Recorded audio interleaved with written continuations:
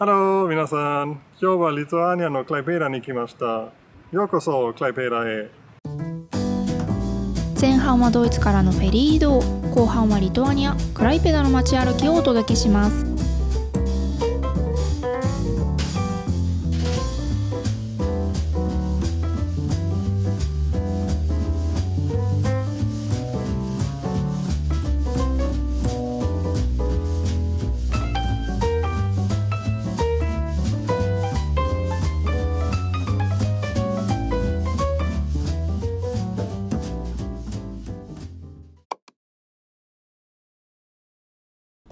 ここはドイツ・キールのフェリー乗り場。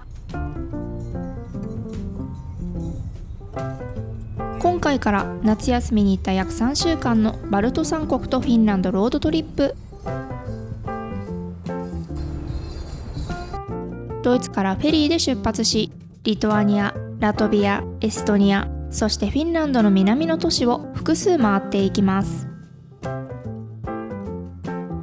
旅行中の移動は飛行機を検討しがちですが、北欧や北ドイツ間の移動であればフェリー移動も意外と便利ですよ。これは今回私たちが利用したフェリーとその他の候補。ヘルシンキからスウェーデンのストックホルムやエストニアのタリンからヘルシンキまでは利用者も多そうですね。参考までに私たちがよく使うサイトを動画の詳細欄に記載しています。新たな旅先が見つかるかもしれませんよ。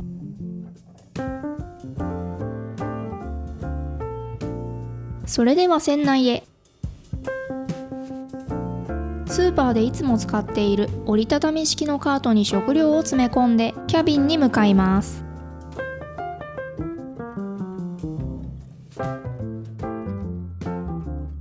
カフェやレストランは全部で4カ所。もっと豪華な船内だと思っていたのですが、ヨーロッパではよくあるタイプのフェリーで少しがっかり。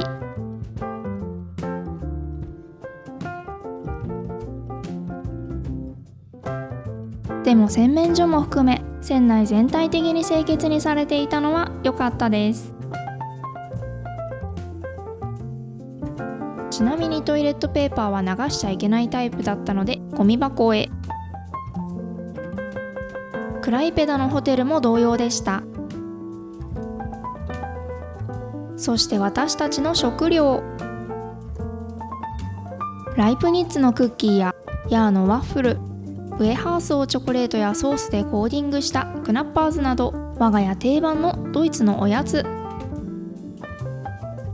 これは私がハリボーで一番好きな種類。駄菓子屋さんで売られている16個入りくらいの爪楊枝で刺して食べるグミみたいなお菓子に食感が似ていて好きです。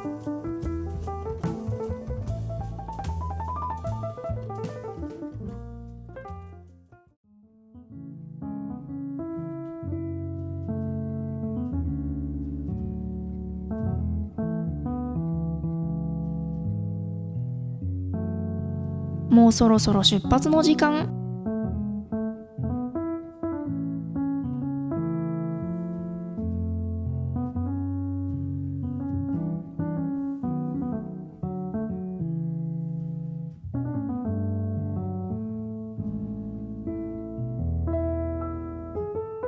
さて、皆さん考えてみてください。ドイツのキールから目的地であるリトアニアのクライペダまでは何時間くらいかかると思いますか？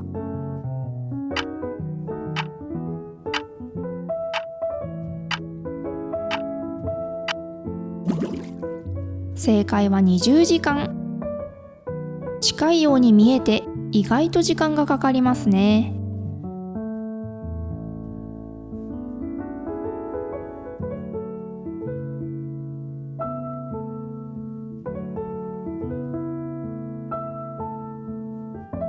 なかなか暗くなりませんが、就寝。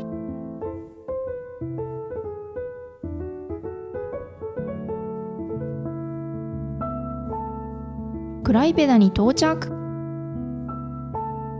行く予定の灯台も発見。でも工事をしているようだったので結局行くのをやめました。なかなか予定通りの旅にはなりませんね。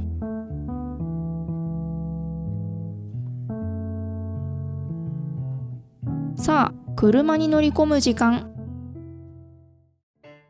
おー、バスもあるようですね。それなら車のない人も安心。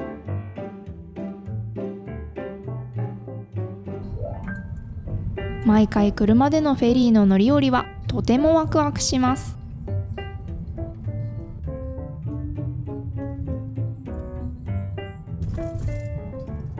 そしてヨーロッパでの車移動の醍醐味はこれ。国境を越える時に見られる看板。今回は港で見られました。そしてこちらは今回お世話になったホテル。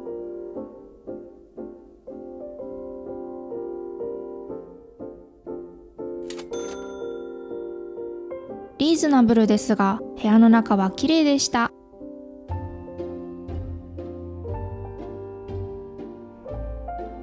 水回り綺麗だと安心しますよね。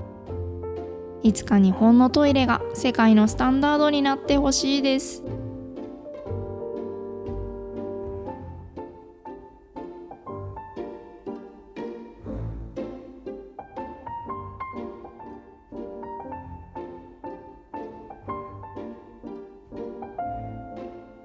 マークはシャシリク。ロシアや旧ソ連圏でよく食べられている料理ですね。付け合わせはたくさんのじゃがいも。私はビーフシュトラガノフにしました。肉の下にはたっぷりのマッシュポテトがあるのですが、やっぱり米と一緒に食べたいですよね。飲み物はクワス。ライ麦と麦芽を発酵させて作る飲み物だそうで、ちょっと不思議な味でした。記憶が曖昧ですが、ユニバのバタービールに似ていた気もします。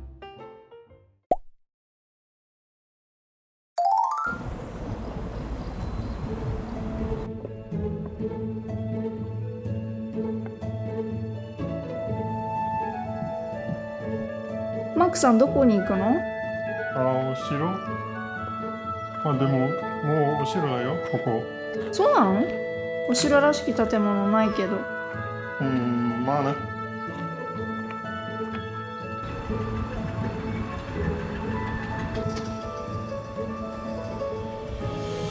実は本当にもうここはお城。さっき通った道のそばにあった建物は城の一部。今はこれだけ残っているようです。そして今はここ。今やこの絵とは全然違った印象の場所ですね。マークさん、城の紹介よろしく。クライペーラ城は1252年にドイツ騎士団によって設立された。当時、クライペーラはメーメルと呼ばれていて、ドイツ騎士団とリトアニア大公国の境界に位置していたため、重要な戦略拠点だったんだよ。では博物館の中に入ってみましょう。変わった場所にありますね。先ほど城らしき建物が見当たらないと話していましたが、それもそのはず。歴史をたどるとその理由が見えてきました。この土地は長らくさまざまな勢力によって争われてきました。特にドイツ騎士団の話は重要。ドイツ騎士団は1190年にパレスチナでの第3回十字軍の間に設立。当初はドイツ人巡礼者を保護するための病院騎士団でしたが、すぐに軍事騎士団へと進化。やがて騎士団はバルト海地域に焦点を移し、この辺りに住んでいた異教徒の古プロイセン人に対しキリスト教化を進めていきました。そして神聖ローマ皇帝や教皇の祝福を受け、プロイセンに強力な拠点を築き、1252年には戦略拠点としてクライペダ城を設立。13世紀から15世紀にかけてドイツ騎士団は領土を拡大しましたが、1410年のグルンバルトの戦いで大敗。宗教改革や内部の混乱を経て、総長のアルブレヒト・フォン・ブランデンブルグがルター派に改宗し、1525年にはドイツ騎士団国家に変え、プロイセン公国をポーランドの宗主権下に創設しました。そして城はというと、戦争による被害を受けるたびに再建されてきましたが、18世紀に入るとクライペダ城は軍事的な重要性を失い始め、城の一部は破壊、残りは放置。19世紀にかけて城の残存部分の多くが劣化により撤去され、20世紀後半からクライペダ城の遺構を保存し復元するための努力が続けられ、今に至ります。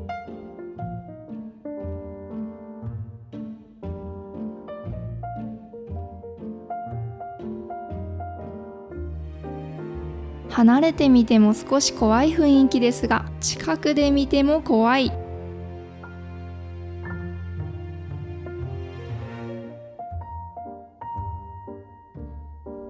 たくさん歴史を学ばせてもらいました。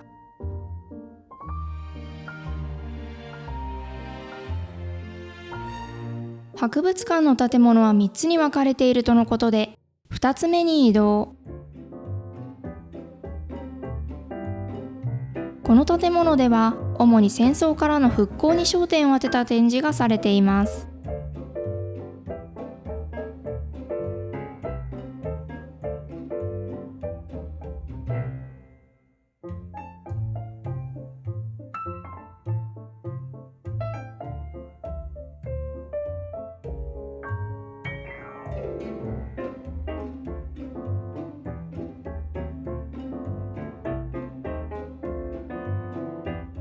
工事中なのもあって少し迷いましたが、博物館の人に教えてもらって無事に3つ目の建物を発見。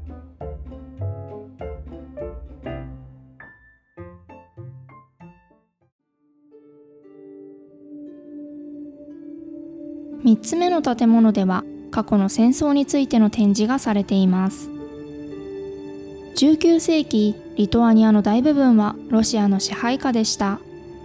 1918年の第一次世界大戦の終結に伴い、リトアニアは独立を宣言し、独立国家としての道を歩み始めましたが、1939年にナチスドイツとソビエト連邦による独ソ不可侵条約により再び占領されました。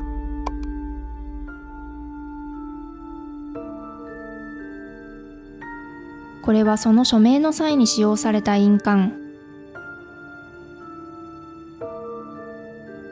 リトアニアは度重なる侵略と支配、そしてそれに対する抵抗と独立のための闘争を繰り返し、1990年にソビエト連邦からの独立を宣言。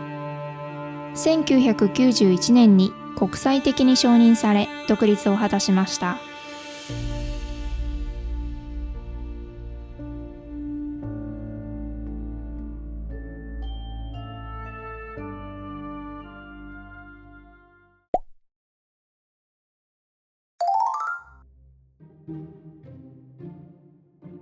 城のすぐそばには謎めいた黒い幽霊の伝説に関する彫刻が設置されていました。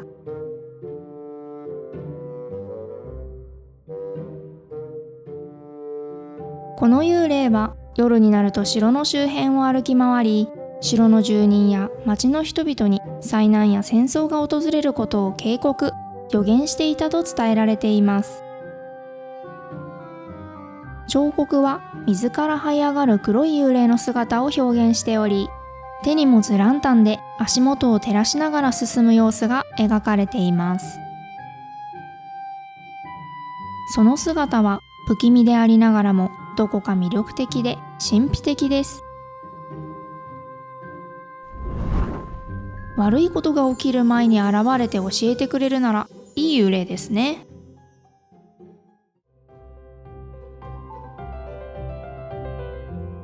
街の中心にもたくさんの彫刻がありますが、その前にリトアニアの伝統料理を食べに行きましょ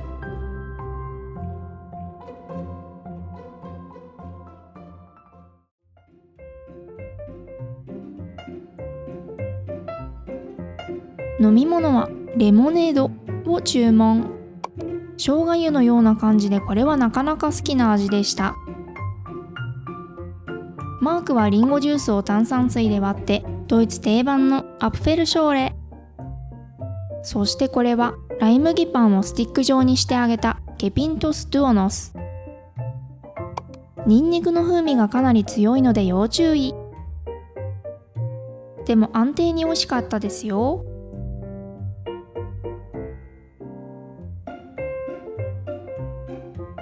そしてこれは茹でたエンドウ豆にベーコンや玉ねぎを添えた料理。ジルニース・スピルグチェイスという発音に聞こえるのですが、日本語での情報が見つけられなかったので、もし日本語名を知っている方がいたらコメントで教えてください。お次はじゃがいもの団子の中に肉やカッテージチーズ、きのこなどの具を詰めた料理、ツェペリナイ。リトアニアの国民食ともいえる料理だそう。ドイツのクヌーデルにそっくり。前日のディナーでも感じていたのですが、じゃがいも料理も多く、歴史的な背景から少なからずドイツの影響を受けていそうですね。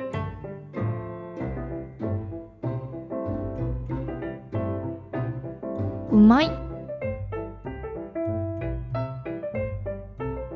最後はじゃがいもや玉ねぎ、ベーコン、卵、牛乳などを混ぜてキャセロール鍋で焼いたクゲリス。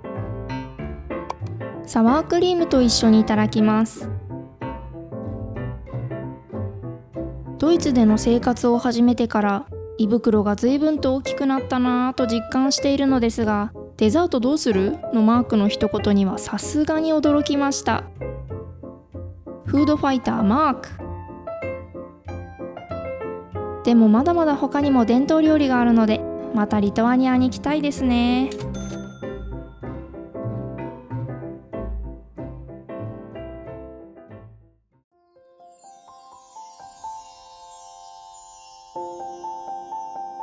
この魔法のネズミの彫刻は願いを叶えるネズミとして知られており、ネズミの耳を撫でながら願い事をするとその願いが叶うと信じられています。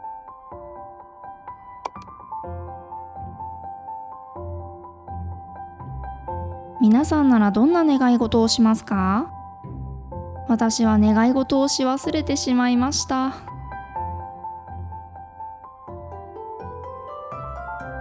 すぐ横には巨大なチェスボード。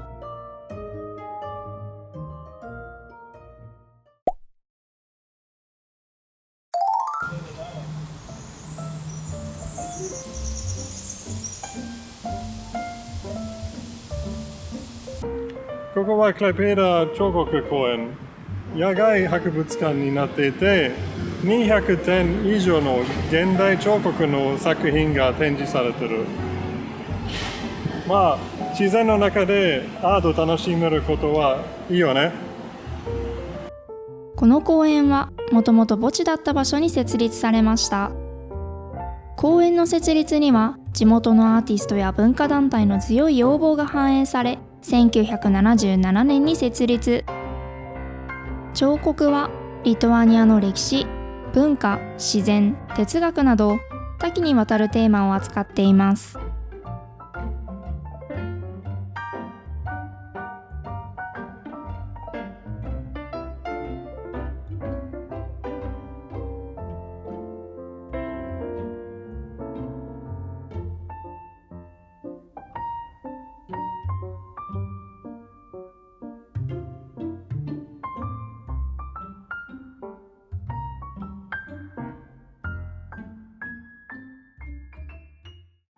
この街では公園だけでなく至る所で素敵な彫刻に出会うことができます。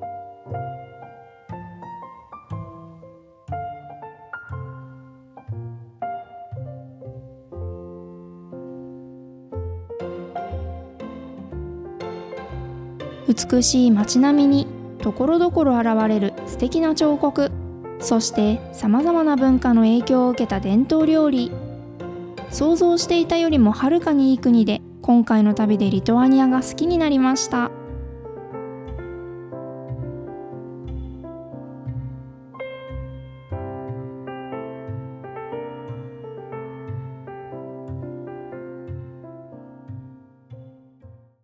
最後は少しだけ湖で休憩。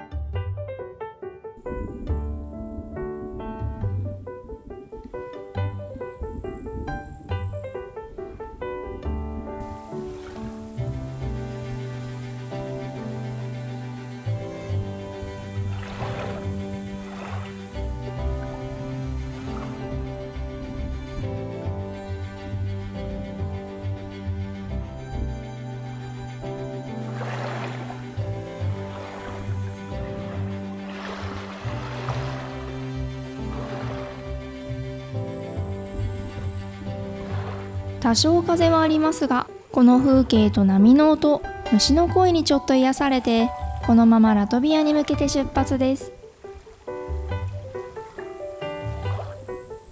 運転時間はノンストップ4時間。